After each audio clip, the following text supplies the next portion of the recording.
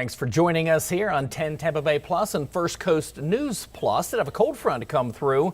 And for us here in Tampa, things are relatively calm, but it's not going to be the case in Jacksonville. I'm joined by Lee Southway. Let's go ahead and head on over to Lee to talk more about your weather impact alert day today. Hey, James. Good morning. Yes, we do have a weather impact alert. And for those of you from the First Coast area who have been watching and dealing with the weather over the past couple of days, I want to let you know today is less about the rain, but more about that flooding threat again at times of high tide. We have unfortunately seen a lot of flooding along the intracoastal, the rivers, the waters, the estuaries, seeing that flooding at times of high tide and the windy conditions too. So those are the two main reasons why we have a weather impact alert today. Let's start with a look out across the First Coast, and you'll see that it is a gray and dreary day for most of us here. Whether you are in Georgia or in Northeast Florida, we are seeing these gray skies, these gray showers. Oh, guys, I am on Max 1, which would be your channel 4, I believe. So give us 1 second. If you're watching your 7-day there, that's also... There we go. Okay, so what I'm looking at, and I'll tell you guys, and you will see it shortly, gray skies and raining in places like St. Augustine. Those of you who see the rain today, you're going to be along the beaches. There it is. Thank you so much. So we're going to see showers for our beach areas. Now, that is mainly where we will have the bulk of the rain, 30% today. So not nearly as much rain as we have seen, but still, as you can see, for a lot of you, it's still not the prettiest of days. Now, for those of you in, say, Lake City, you have some blue in the sky. It's breezy, but overall it should be a fairly nice day for those of you inland. Waycross, you're still dealing with those gray skies. But there is a look at St. Augustine, and you can see the raindrops on the screen, the rain coming down there. So when we look at our radar, not too bad. You see the coastal showers. That's about all we have. That will continue to be the story today. Those of you closer to the coast, along the beaches, you'll see those pop-up showers. So what a lot of us will be dealing with is the windier conditions. We have a sustained wind now of 21 miles an hour for NAS Jax, 18 for St. Augustine, 21 in Palm Coast, St. Simon's Islands at 17, and even for those of you inland, Waycross, sustained winds at 17, 12 in Lake City, but your gusts are stronger. Right now at this snapshot in time, I'm not seeing any gusts in the 30-mile-per-hour range, but we did see that earlier this morning, and that is still possible. I think we could have gusts at the beaches 30 to 40 miles an hour.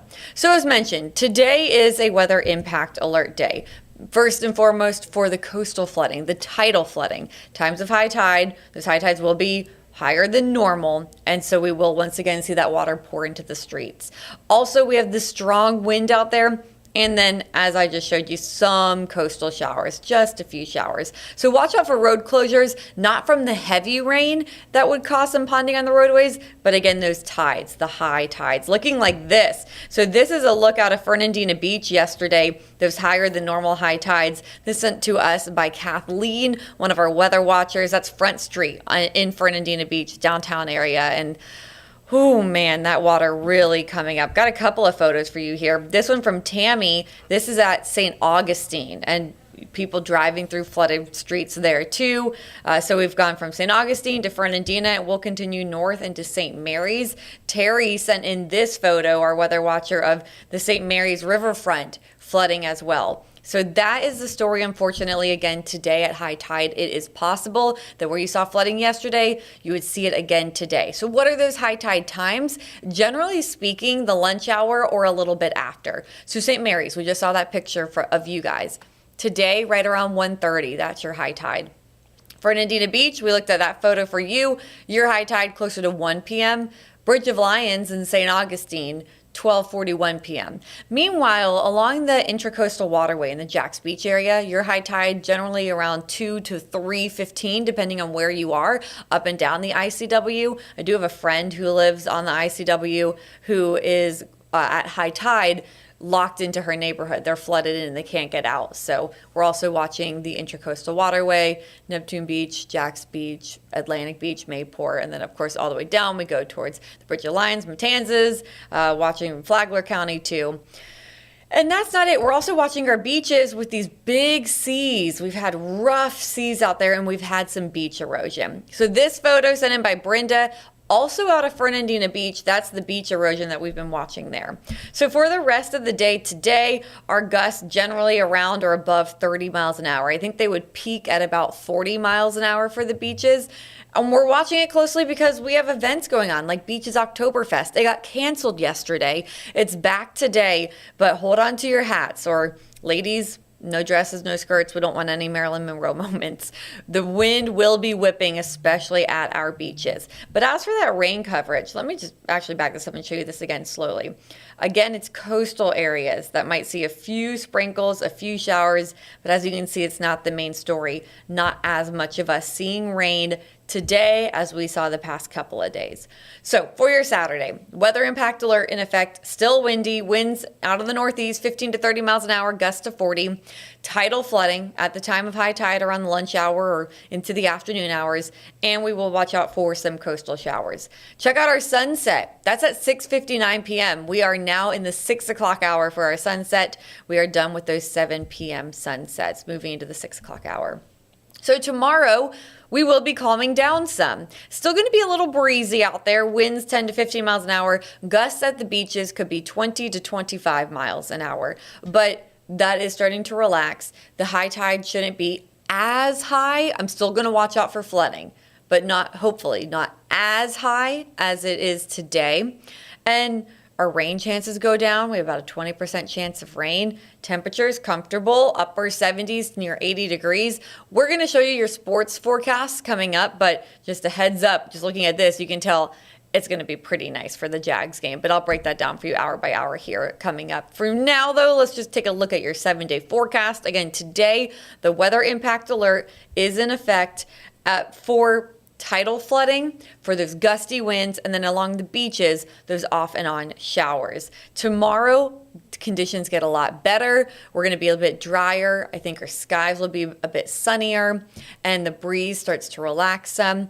As we head into the work week, we're going to be much calmer when it comes to those winds, sunnier skies, drier skies, and warmer temperatures in the low to middle 80s. So, James, you got to tell me what's going on in the Tampa Bay area. I hope that it is a lot better than what we are dealing with today and what we've been dealing with the past couple of days. So what do you have going on over there in the Tampa-St. Pete area? I'm looking at your Wednesday morning, starting your days at 60, and I'm getting quite jealous of that. Now, we are going to be comfortable, so for us, it's more about the clouds and the breezy conditions. So, and much like yours, ours is the same. Rain's not going to be a factor for us for the day today, but right now, quite cloudy skies across the area, and it's going to be breezy, and really the only effects from that are going to be if, unfortunately, you had a boating weekend planned. Quite breezy for the day today. Take a look around my area, and again, in Tampa and areas around us, we are looking rather cloudy. It is going to be a little while before we get rid of the cloud cover for the day today, and you can see pretty much Clearwater Beach, St. Petersburg, and all kinds of looks the same. Downtown Tampa, looking at Benchmark, there is thick cloud cover out there. I know it looks like it's going to rain, but we're not expecting anything really to come through here. What little bit pushes in towards Jacksonville should dry up before it gets here. And then same thing looking out at the airport. Things are looking nice. Clearwater Beach does not look like the best beach day. You will get some sunshine this afternoon, so your beach forecast is for mostly cloudy through about maybe 2, 3 o'clock, and then we'll see partly sunny conditions before it goes down. We're looking at a high of around 81 here for the beaches, but again, it's mostly about the wind. UV index is a 7. Your water temperature is 82 degrees, but we do have a small craft advisory for the day today. The bay is going to be rough at times. Our winds are out of the northeast about 15 to 25 knots. And again, this is all the same weather system. What's causing, again, all the high winds and surf in Jacksonville is all due to that low, which I'll show you in just a second. But it's going to be taking off gradually today into tomorrow. So your seas today at 4 to 6 feet. Your boating forecast is much better for tomorrow, and even better as we go throughout next week. So currently our winds in our area, not too bad. We're seeing some winds in the teens. And again, we'll see some gusts in the 20s for some spots, especially out over the water. Temperatures are in the low 70s. Again, it is comfortable here. We have mid to upper 60s to a few spots, still about 70 to 71 for your dew points. That is going to get better, though. It's already getting better thanks to the cold front moving through yesterday. You can see anywhere from 4 to a 7 degree difference, being more comfortable this morning and getting more comfortable Sunday into Monday as well. And the good news is we'll hold that lower humidity as we go throughout actually all of next week, because we have another cold front. It's going to be a dry one, but it's going to come and help bring, or really keep the drier air in place. So your forecasted heat index is probably the best news I got for you. High today's 84, your heat index is 85. So again, you can't really ask for better conditions than that across the area. So today there's your 84, early clouds, a little bit of afternoon sun, but those winds out of the northeast about 10 to 20 miles an hour. So quite the breezy day today. And again, shouldn't be a big bother if you're not planning on doing any boating today. Satellite radar shows the thick cloud cover we still have across the area. You're going to see a few breaks. Those are a little bit more up towards the north, get ready to make their way towards the nature coast, and that is how we'll gradually clear from north to south. There's the low off the coast, and there's the cold front pushing its way down to the south. There's our rain chances for the day. Again, it's all up to the northeast, again, around Jacksonville area, which is still not a high chance there. But you see Sunday through Wednesday, we're going to be fantastic. So your futurecast again shows a little bit could possibly make it down through our area, but it's not going to be much. That's where the 10% comes in. About 3 o'clock, we'll start to see some sun. And then again, we'll continue to see things clearing out tonight, and the next couple days is going to be nice. So here is the low. It's wreaking all havoc on the East Coast there. It's bringing flooding conditions all the way up through the Carolinas, and it's going to get a little worse for them as we go into tomorrow, as it's going to get better for our coast, for Jacksonville, as that one moves this way kind of up and out. So by Monday, everything's looking great here. Again, this one's not a strong front, and some forecast models doesn't show it coming through. A European model shows this high pressure building in back behind it, and that's going to be for next weekend, to start next weekend. I'll show you a change coming up here in just a second. But your dew point forecast, this is what, again, everybody's been waiting on, been talking about it with all these cold fronts for the past couple of months, getting the taste of fall up to the north. We have got nothing here. And you can see those dew points going down even more for tomorrow, and then holding anywhere between 60 and 63 all the way through Friday.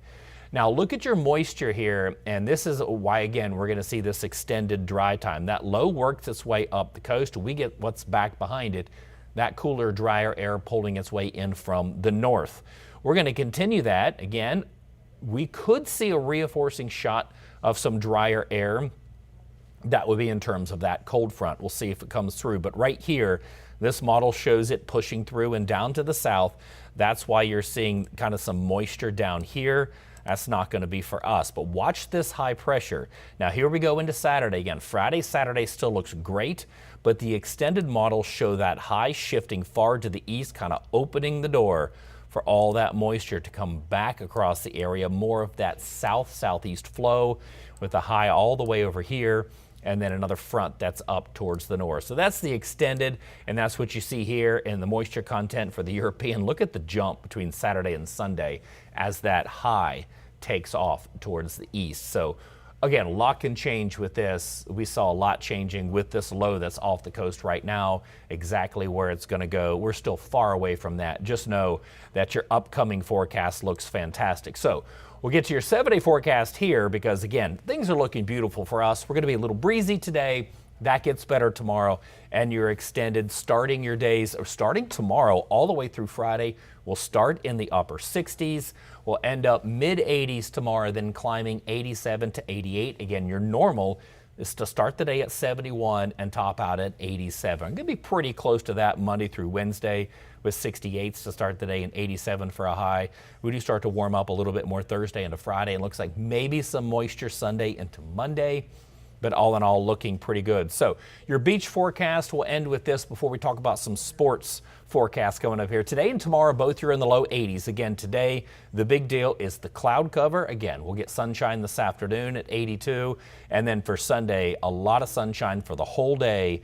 And we're looking at a lot lower winds, about 5 to 10 miles an hour. So if you have to pick a day, I would definitely pick tomorrow for that beach day. But there's a lot of other stuff going on. Lee, you mentioned your sports forecast. Let's go ahead and get to yours, see what it's going to be like for tomorrow, because it looks like your conditions are going to get a lot better. Yeah, absolutely. I just also got a comment on both of our 7 days being so dry.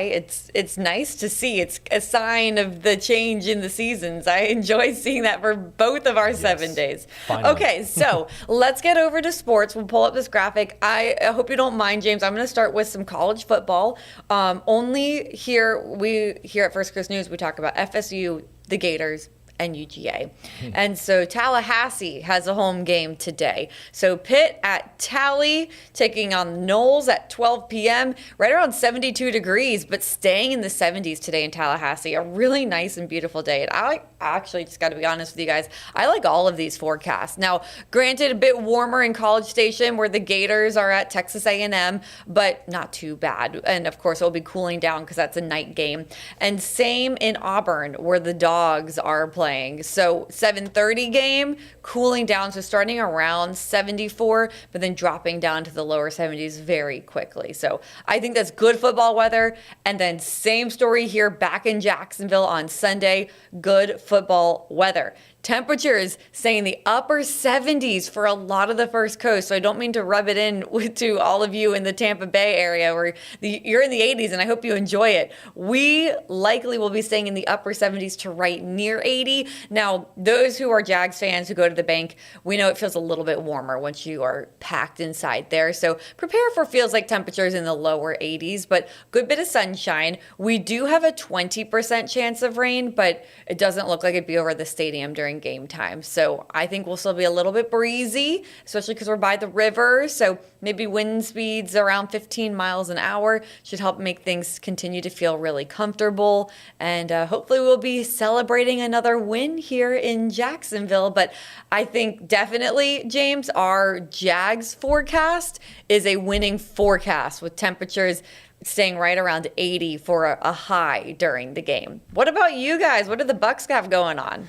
I like how you have a celebrate down there at 5. So hopefully you are celebrating. I am picking the Jags to win. I think they're one of the hottest teams right now. And after and after watching your game last week on Monday night, that was a fantastic game that you guys did end up pulling out and winning. So, which I did pick you to win that one too. So let's hope you keep the ball rolling with that one. We got two things going on again. Oh, thank you for picking us. You picked the right teams. Yeah, you're welcome. Well, I don't know about all of my teams I pick because you know I'm gonna pick. I pick with the heart when it comes to the Panthers. But the Panthers are playing the Cowboys in Carolina. I think we have a good chance to win. Rico Dowdle, 206 yards last week, playing his old team this week. He is an ex-Cowboy, so I hope he goes off for about 250. So we'll see about that. But back here, things are looking pretty good. Again, for today. I'll be watching for you guys too. Oh, I'm sorry for interrupting. No, go ahead. That's all right because you're probably going to get to watch them as well. Most of America is going to be able to watch the Panthers this week because it's the big game with, of course, everyone's watching for the Cowboys, but I'm not. I'm watching for the Panthers. So back here we have the New Jersey Devils have came to town to take on the Bolts. That game is this evening. Again, with it being cloudy and breezy, just head on inside. At 5 p.m., we're going to see mostly cloudy to partly sunny skies. So if you're out and about, there's a lot of stuff going on downtown Tampa. But by 5 p.m., we're at 81 degrees. And then at 7 p.m., puck drop. When you're walking in, it'll be 78. After the game's over with, I've heard a couple of people around here call this sweater weather. I don't know about that. It's 73 at 11 p.m. I think that's absolutely fantastic. But get to the big one. The Niners are coming to town tomorrow to take on the Bucks. And this is actually a 4:25 kickoff. So you can watch the Jags. You can watch the Panthers, and then everyone can watch the Bucks. Hopefully we're celebrating there as well. Got a lot of injuries going on with the Bucks right now. But tailgating around lunchtime, you're looking at about 80 degrees. Winds out of the north about 5 to 10 miles an hour. So again, the wind not going to be a factor. Kickoff at 4:25. Again, you're looking at about 84 degrees. That's going to be our high. But the good news is tomorrow, 84 feels like 84. We don't get that very much, especially this time of year. Still dealing with some humidity, but not tomorrow. At halftime, you're looking at about 80 degrees. And then at game's end, of course, when the sun goes down, it'll cool off pretty quickly because, again, the dry air will be about 76 degrees by the time that game comes to an end. So that's great news. So we have good sports forecast for today, tomorrow for the entire area. Again, today, probably just a little on the breezy side. But Annette, we need to transition over into tropics. I am kind of disappointed though with Karen. I've got my opinions on whether that one should have really been named or not, but it's already gone. So let's just go ahead and move on to the next. We still have Jerry, and we have an area that we're watching that has come off the coast of Africa. But the good news is you kind of see where that polygon, the yellow spot is, how it's kind of curving its way up to the north. So that's good news. National Hurricane Center giving that one a 10% potential over the course of the next few days, a 30% potential over the course of the next 7. And I'll show you some models on that one because we got a lot going on out over the Atlantic right now. And again, we still have Jerry. So Jerry's out there. It has now weakened again a little bit more. It was 60-mile-per-hour winds this morning, and it's now down to about 50. It is forecast to continue to weaken. It's moving directly to the north at 16 miles an hour. And look at that central pressure up over 1,005 millibar for that pressure. So again, you can kind of see where Bermuda is on this one. So Bermuda's right here. So good news is they're going to be on the west side of the storm. I think as weak as this one's going to be, they'll, of course, get some tides. They'll get a little bit of a breezy day for tomorrow. But again, far enough away. Now, I was looking this morning, it says the tropical storm force winds extend out about 205 miles from the center. But by the time we get through tomorrow, again, with this thing weakening more, this was when it was still 60-mile-per-hour winds, expected to be down to about 45. So again, this one is weakening, which is good news. And then it's going to make a turn out towards the east. The spaghetti models pretty much say the same thing. Jerry's not going to be a bother, really, even for Bermuda. Again, you're going to get some rough surf if you're out there. But even for our coast, the west coast, nothing. East coast, it's more about the low that's off there right now. That's providing us with the really high surf. But yeah, Jerry's moving up and out. I talked about this last week, and this is the reason why Jerry never strengthened and the reason why it's continuing weak. And look at all that Saharan dust in there. That dry air is pulling all that dry air in. And so that one is expected to weaken. And then you can look at this little swirl right here. This is the one that's, again, coming off the coast of Africa. And if we extend this out, you can see it kind of making a turn up towards the north. And you can kind of see that big dip and pushing that one out. So that one, again, there's some of your AI models that think this one's not going to have enough time to develop before it merges with a front that's going to be crossing. But again, about a 30% potential. Forecasted winds for the GFS. You'll see a little bit of it here, and watch as it turns this way up towards the north. So again, this one, and I'll show you, stop it here and show you this. This is Jerry, and then this is that one there, the potential for the one. So here is, let me stop it again. Oops, I put it too far. It's kind of hard to see. This is Jerry right here. This is the low that's moving up the coast. And then this is the potential. So again, a lot going on right there. There's going to be a lot of wind shear out there. And it looks like that one could get picked up and moved out. And so I'll take this all the way to the end because I want to show you this. So here it is, still hanging out. But I don't know if you noticed this right here. Some of your models are picking up something else coming off the coast. If I back this up, now follow it, going all the way back. So this is going to be, as we go midweek, there's Thursday, and there's through next weekend that we could see maybe. And again, this one should come across as a wave for quite a while, and then really not, here it is right here, and then possibly becoming a little bit better organized as it goes into the Caribbean. So this is something we'll keep a close eye on. There's your GFS model. It's a little robust on getting, well, a lot of systems to develop early. The European model kind of shows the same thing. Jerry takes off. That low that's moving up the coast kind of follows back behind it. And again, these being relatively strong. So again, here's Jerry. Here's the low working off the coast. Here is what we're looking at that really the European doesn't show much out of. And then as we go all the way into next weekend, you can see that it doesn't show much here either. So what we're going to go looking at as we go into the week. So again, we go back to our name list, and we can see that subtropical Karen's on there. Lorenzo's the next name on the list. And then this is what we're going to be focusing on. And again, this looks not like this area here is not what's tagged right now by the National Hurricane Center. It looks like the potential for something back behind that. And then as we go into the week after that, this is really the area to watch. And I'll show you that here. So if we take this tropical heat potential and then take this all the way out into next weekend. Okay, let's first take it here because I want to show you this one. This is what's coming off the coast of Africa and south of the Cabo Verde Islands and then making a turn up towards the north. Watch for something back behind it though.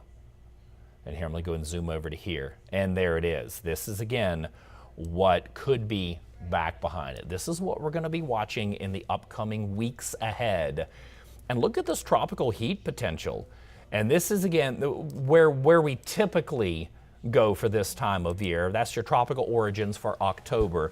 And while we're not, there's still waves that are going to come off the coast of Africa, but with the water temperatures cooling there in the MDR, that's when we look for these waves just to continue on their trek across to the west. And then once they get into the Caribbean, they get into some much more favorable conditions for some development.